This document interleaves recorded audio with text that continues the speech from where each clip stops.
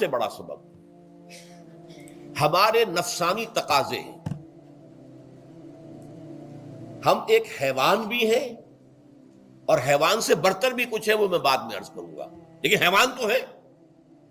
جیسے ہر حیوان کو کچھ خوراک کی ضرورت ہے، ہمیں بھی ضرورت ہے۔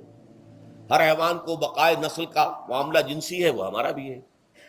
ہر حیوان کو کوئی نہ کوئی سر چھپانے کی جگہ چاہیے، کوئی گھونسلہ ہو، کوئی کھو ہو، کوئی بل ہو، کچھ بھی ہو، کچھ تو چاہیے آخر۔ اسی طریقے سے ہمارے سارے تقاضے ہیں۔ حیوانات کو بھی آرام چاہیے، ہمیں بھی آرام چاہیے۔ یہ حیوانی تقاضے جو ہیں، جن کو ہم کہیں گے اینیمل انسٹنکٹس، ہمارے وجود کے اندر ہیں یہ، اور ان کا تقاضا ہمارے اندر سے ابھرتا ہے۔ اسی کو اڈ اینڈ لیبیڈو کہا ہے فرائڈ نے۔ جدید نفسیات کا بابا آدم جو ہے وہ فرائڈ ہے، اس نے اسے اڈ اور لب سے تعبیر کیا ہے، اس سے اوپر سیلف کو لایا ہے، اور اس کے بعد جو ہے وہ سپر ایگو ہے۔ تو یہ تین درجے اس نے متعین کیے ہیں، اور میں اس کی دقت نظر، ایکیوٹی آف آبزرویشن کا بہت قائل ہوں۔ اگرچہ نظریات کا جو نتیجہ اس نے نکالا ہے وہ غلط ہے، لیکن ایکویٹی آف آبزرویشن کا قائل ہوں کہ اس نے انسانی شخصیت کے تین لیولز کو آئیڈینٹیفائی کیا۔ یہی تین لیولز ہمارے ہاں ہیں، نفس، قلب، روح، یہ تین لیولز۔ اس نے کہا اڈ اینڈ لیبیڈو یہ لوسٹ ہے، پھر ایگو، سیلف، پھر سپر ایگو۔ تین لیول وہ بھی مانگتا، اگرچہ ان کی تعبیر اس نے غلط کی ہے، لیکن جہاں تک اڈ اور لیبیڈو کی تعبیر ہے وہ صحیح ہے، وہ حیوانی تقاضے۔ اچھا، ان حیوانی تقاضوں کے بارے میں یہ بات بالکل واضح رہنی چاہیے کہ یہ اندھے بہرے ہیں۔ انہیں صرف اپنی گریٹیفیکیشن، اپنے تسکین سے جو ہے ساری بحث ہے۔ اس سے کوئی غرض نہیں کہ حلال ذریعے سے ہو، حرام ذریعے سے ہو۔ پیٹ کھانے کو مانگتا ہے بھوک کے اندر، اب آدمی جو ہے حرام کے اندر بھی بیمار بیٹھتا ہے، یہاں تک کہ خود شریعت اجازت دیتی ہے کہ اگر جان پر بن جائے آدمی جو ہے وہ فاقے سے مر رہا ہو تو وہ کوئی حرام چیز کھا کر بھی اپنی جان بچا سکتا ہے، لیکن عام حالات میں نہیں۔ لیکن ہو سکتا ہے ہمارا چٹخارا جو ہے وہ حرام کی طرف ہمیں لے جائے۔ کسی کو واقعتاً اللہ نہ کرے کہ سور کے گوشت کا چسکا لگ جائے، وہ اس کے بغیر بچتا ہی نہیں، کھاتا ہے۔ شراب کی عادت ہو گئی، پیتا ہے، یہ نہیں۔ تو ہمارا پیٹ مانگتا ہے، اور اسے اس سے غرض نہیں کہ حلال سے کھایا ہے یا حرام سے کھایا۔ ہماری شہوت اپنی تسکین چاہتی ہے، اسے اس سے غرض نہیں کہ حلال سے یا حرام سے، جائز سے یا ناجائز سے۔ اسی طریقے سے ہمارے تمام تقاضے جو حیوانی ہیں، ایک تو یہ کہ بہت زوردار ہیں، اور چونکہ وہ اندھے بہرے ہیں، لہذا جو قرآن میں کہا گیا ان النفس لامارۃ بالسوء، یہ نفس تو بدی کا حکم دیتا ہی ہے۔ یہ گویا کہ اس کے اندر رجحان جو ہے انہیرنٹ ہے کہ وہ بدی کی طرف انسان کو ترغیب دلاتا ہے، چاہے وہ اپنی ضروریات سے متعلق ہو، چاہے چٹخاروں سے متعلق ہو، چاہے جو بھی لذت اسے درکار ہے اس سے متعلق ہو، چاہے وہ جنسی لذت ہے اور چاہے وہ طعام کی، یعنی جسے ہم کہتے ہیں کہ انسان جو ہے وہ اپنے پیٹ اور فرج کا غلام بن کر رہ جائے، اس لیے کہ جو تقاضا بھی آیا ہے اس کو وہ پورا کر رہا ہے۔ یہ جو کیفیت انسان کی ہے، اس کے لیے ایک مشق جو ہے وہ روزہ فراہم کرتا ہے۔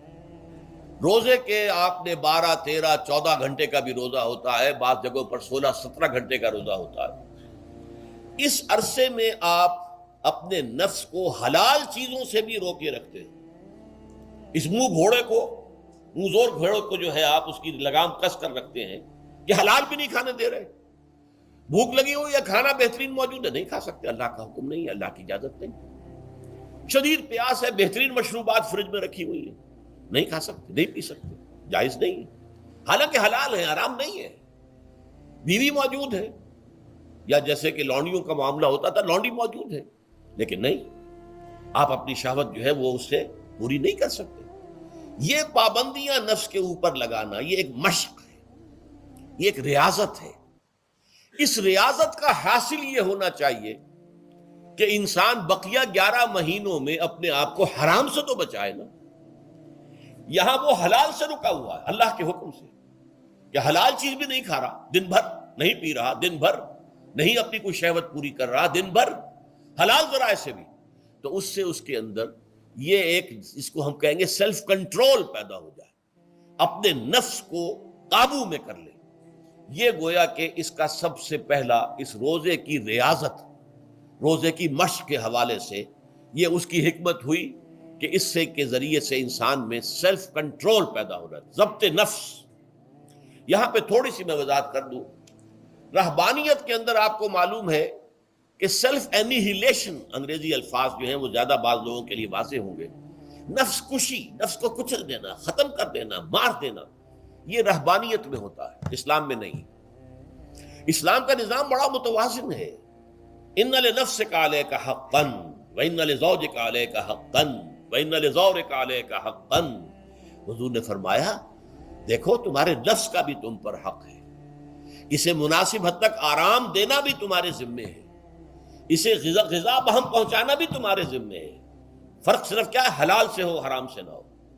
اس کی شہوت کو پورا کرنا بھی تمہارے ذمے ہے، فرق صرف کیا ہے، جائز راستے سے ہو حرام سے نہ ہو۔ اس کا نام ضبط نفس ہے، سیلف اینیہیلیشن، نفس کو کچل دینا۔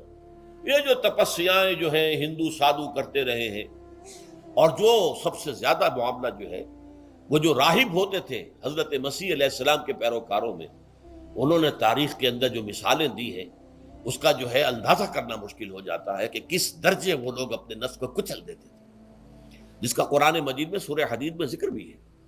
اکثر لوگ تو پابندی نہیں کر سکتے تھے، اپنے اوپر پابندیاں لگانے کے بعد غلط راستوں پر بھی چل پڑتے تھے، لیکن جو لوگ ان پابندیوں کو نبھاتے تھے وہ کس انتہا تک جاتے تھے۔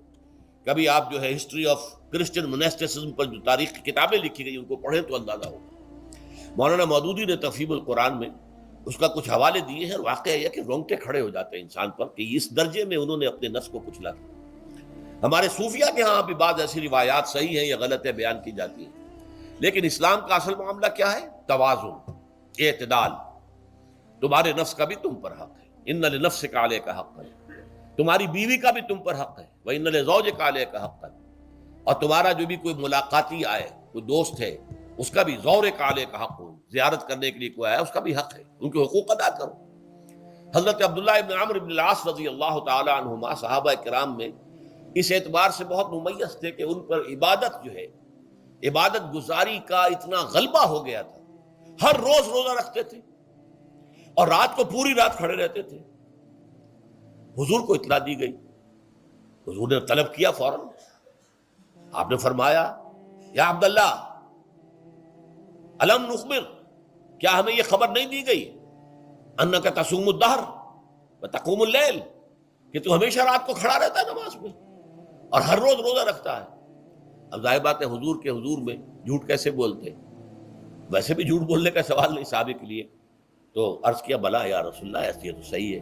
فرمایا لا تفعل، ہرگز ایسا مت کرو، فإن لنفسك عليك حقا وإن لزوجك عليك حقا وإن لزورك عليك حقا، تمہارے نفس کا بھی تم پر حق ہے، روزہ رکھو بھی اور افطار بھی کرو۔ بہترین روزہ جو ہے وہ حضرت داؤد علیہ السلام کا تھا، ایک دن روزہ رکھتے تھے، ایک دن افطار کرتے تھے۔ لیکن یہ ہے کہ آپ ہفتے میں 2 دن روزے حضور کے ہیں، سوموار کو اور جمعرات کو، مہینے میں 3 روزے یہ ہیں، اس میں گویا کہ سنت پر عمل بھی ہو جائے گا۔ لیکن یہ کہ ہمیشہ روزہ رکھنا، بلکہ یہاں تک کہا گیا ما ساما من سامت دہر، جو ہمیشہ روزہ رکھتا ہے اس نے کوئی روزہ رکھا ہی نہیں۔ کیا مطلب؟ یہ تو اس نے اپنی ہیبٹس بدل لی ہے، ہیبٹس ہو گئی ہیں یہ کہ سارا دن بھر نہیں کھانا، صبح کھانا شام کو کھانا، بس یہ تو اس نے اپنی ہیبٹ بدل لی ہے، روزہ ہیبٹ بن گیا اس کا۔ ما ساما من سامت دہر، جس نے ہمیشہ روزہ رکھا اس نے کوئی روزہ رکھا ہی نہیں۔ اس لیے کہ روزہ تو در حقیقت اس شخص پر شاخ گزرتا ہے جس کو عادت ہے دن میں کھانا کھانے کی، اس کو دن کے اندر 3 کھانے کھانے کی عادت ہے، تبھی تو وہ شاخ گزرے گا۔ اگر وہ عادت ہی آپ نے بدل لی ہے تو ظاہر بات ہے کہ پھر روزے کی جو برکت ہے وہ تو ظاہر نہیں ہوگی۔ تو بہرحال اس اعتبار سے غور کیجئے کہ یہ پہلا حکم جو ہے روزے کا، لعلکم تتقون، تاکہ تمہارے اندر تقوی پیدا ہو جائے، اپنے نفس پر کنٹرول پیدا ہو جائے۔ اس کو یوں سمجھیے کہ یہ ایک بڑا منہ زور گھوڑا ہے، ہمارا جو نفس ہے، ہمارا جو جسم ہے، حیوانی نظام، اس پر ہماری خودی یا ہماری انا یا ہماری ایگو یا ہمارا سیلف، یہ اس پر حکمران ہے، اس کا گھوڑے کا سوار ہے۔ اب اگر گھوڑا منہ زور ہے اور سوار کے قابو میں نہیں ہے تو کیا نتیجہ نکلے گا؟ اب وہ گھوڑے کے اختیار میں ہے، سوار صاحب کی جان جو ہے وہ جا کر پٹخ دے کہیں، کسی کھائی میں گرائے، کسی اور جگہ گرائے، وہ تو گویا کہ اس کے رحم و کرم پر ہے۔